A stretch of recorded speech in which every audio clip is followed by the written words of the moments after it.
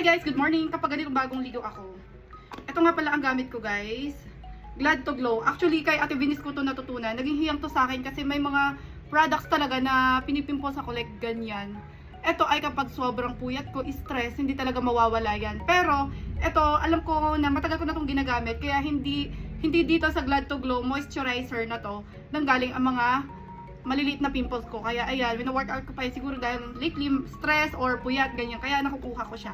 Pero eto, try nyo din tong Glad to Glow kasi nakaka-lighten din to ng skin. Sobrang, kaya nga pag nakita nyo yung skin ng anak ko, hindi naman pares kami mapuputi mag-asawa, pero yung skin ng anak ko ay sobrang talagang ano siya. Sobrang light ng skin ng Ate Venus ko. Kaya kita nyo. Kaya lang hindi siya ngayon masyadong nag-upload kasi may ubot sipon at ayun, busy din sa school. Kaya nag-stop na rin siya sa pag-voice lesson kasi nga sabi niya, mami kaya ko naman mag-voice lesson mag-isa, through YouTube na lang daw siya.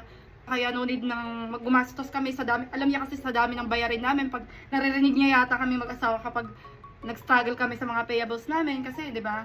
Daming utang, dami nang pinagkakautangan para lang lumaban sa araw-araw naming pamumuhay, small business. So ito guys, sobrang ganda talaga nitong Glad to Glow na to. Ayun. Brightening moisturizer. Ito talaga gamit namin ni Ate Venus. Mula last year pa to, in-endorse to sa akin ni Ate Venus last year. Tapos, nakikigaya lang ako kasi mahalaga daw naglalagay tayong moisturizer. Lalo na hindi na tayo bumabata. Para, kumbaga parang ma-refresh lang yung skin natin. Kasi syempre pag tumatanda na, medyo nagda-dry na. Hindi maiiwasan yan, nagkaka-wrinkles na.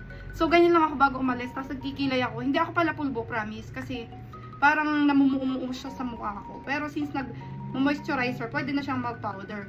Hindi ako masyadong naglalagay ng kung ano-anong product sa face ko. Kaya, kung ano lang ma-recommend ni Ate Venus, tinatry ko. Lalo na kapag hindi siya nagkukos ng pimples sa mukha ko. Kaya, ang ganda niya din. So, eto guys. O, diba? Nagkikilay lang ako. And then, maglalagay lang ako ng lipstick. Kasi, syempre, yun talaga, lalo na kapag ang trabaho mo sales agent, or kakausap ka ng mga minsan big time na tao, may pera. O, diba? Ang ganda. Tapos, ginaganyan ka. Lahat na to. Hindi na ako lalagay ng kung ano-ano. So, ganyan lang. Kasi mahulas din naman yung pag pinagpawisan ako. Mas maganda guys na oily ang face mo. Kasi sabi nila is matagal daw magkulubot. So, dahil nagmo-moisturizer ako, nagiging oily na yung skin ko. Hindi na siya dry na ang hirap kapitan ng powder o ano. Pero nagpa-powder lang talaga ako. Minsan lang, depende sa trip ko. So, yun lang. Yun lang, ganito lang itsura ko kapag aura ako.